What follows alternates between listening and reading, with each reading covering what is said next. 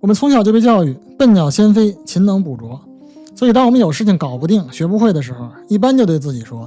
今天晚上熬夜再多看看吧。但如果我告诉你脑神经科学证明，你熬的每一个夜，我以前熬的每一个夜，其实都在主动删除你白天刚学的知识，那你还会熬夜吗？今天我会带你解构你的大脑晚上发生了什么，别让它再做无用功，给你3套科学用脑策略。我是 MindHackers 的老卢，我的频道帮你科学思考，探索内心，并把知道真正变成做到。那么我们大脑这座信息处理的工厂处理的原材料到底是什么呢？想象一下，白天你每一次专注学习，就像在你大脑的硬盘里疯狂写入新数据，这会产生无数的神经链接，其中其实 95% 都是临时的微弱的神经噪音。如果大脑不清理这些噪音，它很快就会因为信息过载而崩溃。而清理工作呢，其实就是在你睡着之后，你的大脑就像一个无人看守、精密工作的夜间工厂。顶级刊物《生理学评论》的这篇重磅文章详细描绘了这座工厂的运作流程。我们可以把它分为2个车间。那第一个车间叫深度睡眠，在这儿呢，你的大脑会执行突触的修剪，在深夜里把白天那些微弱的不重要的神经链接剪掉或者削弱，留下那些被反复激活的最重要的强连接。这就是对事实知识的巩固。比方说你背单词、记的公式都在这个环节被提纯。那光有提纯还不够，知识其实还需要被存档，这就需要第2个车间 REM 睡眠，也有人形象地把它叫做高速眼转睡眠。那在 REM 睡眠期间呢，也就是我们做梦的阶段，你的大脑会进行系统巩固归档。简单来说，白天学习那些新知识像一堆散乱的文件，暂时存放在一个叫海马体的高速缓存里。到了晚上，那深度睡眠先把文件压缩去重，然后呢，REM 睡眠再把这些精华文件从海马体这个高速缓存里转存到大脑皮层。这个大脑皮层相当于是永久的硬盘，而且还会把你这些新旧知识连接起来，形成一个强大的知识网络。所以你看，一场高质量的睡眠，它不仅仅是降噪提纯，更是存档备份和神经网络的构建。它把你白天死记硬背的那些孤立的知识点，转化为你能随时提取、灵活运用的真正的智慧。这就是大脑的铁律。那 REM 睡眠呢，其实还有其他的解压修复的功能。我这个大脑工具箱的系列内容，以后其他的视频会详细的展开讲解。那么我们普通人该如何成为这座工厂的厂长，让车间和工人高效运转，不要消极怠工呢？那这儿我给你3套立刻可用的策略，这就是我们从科学原理里边提炼出来的普通人的最佳选择 CEN 和 DMN 协同睡眠学习方案。那我们来回顾一下基本每期大脑工具箱都会出现的老朋友。白天你专注学习时候，是大脑的中央执行网络，也就是像指挥官一样存在的 CEN， 它在工作。晚上你睡觉之后，接管一切的就是大脑的默认模式网络 DMN， 它像一个徒步者、漫游者一样。那我们的目标呢，就是让白天的 CEN 给晚上的 DMN 高效的布置任务。那我们看策略1，布置好睡前15分钟，这就像是给你的大脑一张重点知识清单。而大多数人呢，实际上是绝大多数人在睡前会刷一刷手机，实际上这就是像给 DMN 投喂一堆混乱的毫无价值的信息垃圾，这就像一个准备上岗的工人先去夜点蹦迪一样，完全是在帮倒忙。正确的做法是把这15分钟变成一个专注的交接仪式。你不需要再学习新东西，你只要做一件事儿，快速回顾，拿出你的笔记本或者纸笔或者白板，或者只在脑海里都可以，像过电影一样，把今天最核心的3件事、3个知识点想一遍过一遍。那好了 ，OK， CEN 说知识已经提交 ，DMA 交给你了。我们再来看策略2，执行20分钟战略性午睡，给你大脑来一次预清理。那下午2点到3点，为什么我们总会犯困呢？这不是因为你懒，这是你的大脑在喊你休息。因为这时候 CEN 的效率降到了谷底，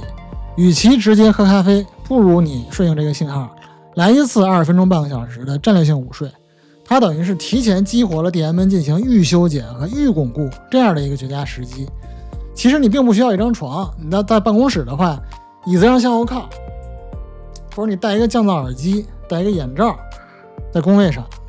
小憩，这完全都可以。关键是2个条件，第一是你要尽量像我刚才说的屏蔽你的视觉听觉的干扰，第二是你肯定要定一个闹钟，定一个半个小时20分钟的闹钟，你可以闭上眼睛告诉自己大脑开始预清理。那老卢还有一个进阶版的方法，就是先喝咖啡，喝完之后直接午睡半小时，醒了之后你的大脑的清醒 buff 和咖啡因 buff 会叠加生效，让你能量爆棚。那这个高招呢，里面涉及腺苷的产生和清理。我大脑工具箱下周有一期大脑节律给你讲清楚，还会详细讲解我们怎么在一天里边科学的和大脑预设的这些节律共舞。那最后的策略3，我们要捍卫起床时间的一致性，给你大脑一个稳定的工作预期。其实这是3个策略里最重要的一个，但是其实它很容易被忽略，是最容易被忽略的。很多人觉得睡觉的关键是时长，你得睡够了才行，所以疯狂在周末补觉。其实这是一个很大的误区啊。工作日呢，你固定时间起床，你的生物钟会提前一定时间分泌皮质醇，皮质醇是唤醒激素，来降低褪黑素。褪黑素就是你的睡眠激素，帮你去自然的清醒。周末你突然推迟2-3个小时起床，那你生物钟就校准失灵了。像 REM 睡眠、深度睡眠，它们的比例就紊乱，可能会出现睡了很久你还觉得累，或者说晚上多梦易醒这些问题。而且你的皮质醇分泌也被打乱规律了，所以你周末瞎睡，到了周一早上你就起不来了，而且大脑工厂白天和晚上就都乱套了。神经科学告诉我们，规律比时长要重要的多。一个稳定的生物钟能保证你的 DMN 每天晚上都能准时开工，每天在同一时间起床，是你能够为自己大脑做的最好投资，让它有完整不受打扰的工作时间，去完成从知识修剪到创意连接全部的流程。那怎么做呢？建议你怎么做呢？很简单，你定一个起床闹钟，周末也一样，醒来之后第一件事拉开窗帘，让阳光照进来，通过你的视交叉上核进一步激活皮质醇，告诉你的大脑，新的一天我准时上线了。那么通过这3个策略，你就能从一个被动的睡个好觉，变成主动的去设计你的睡眠。你不是在休息，你是为自己的学习按下最关键的一个确认键。现在你可能觉得这一切听起来很有道理，但如果有人公然挑战这所夜间工厂的规律，会发生什么呢？让我们来看一下地球上最高规格也是最高风险的一个真实实验案例，是当马斯克挑战规律。在2017年到2018年 Tesla Model 3的产能地狱时期，马斯克当时的选择是用意志力硬扛对抗生理极限。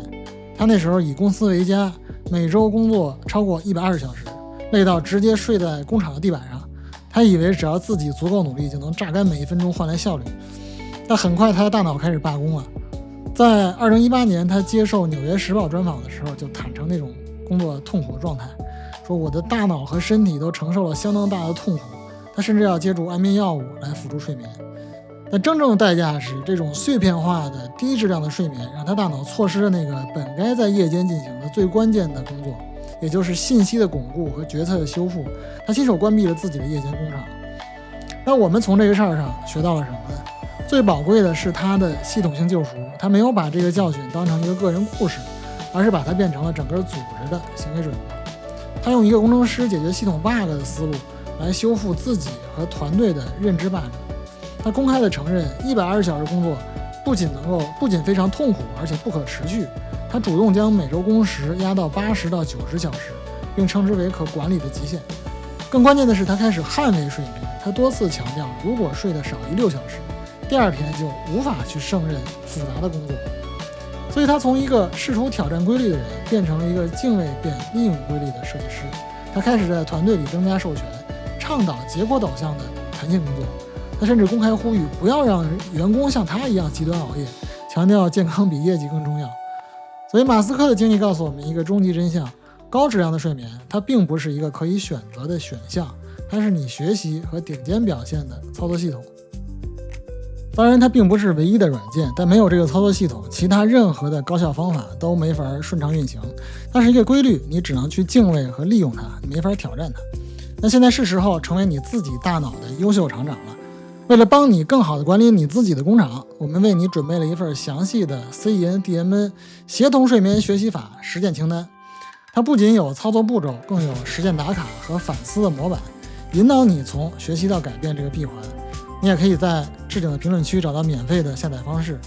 那我也想邀请你来做一下今天的第一次实践，在评论区用今晚我的 DMN 要巩固什么内容这个句式来做个留言，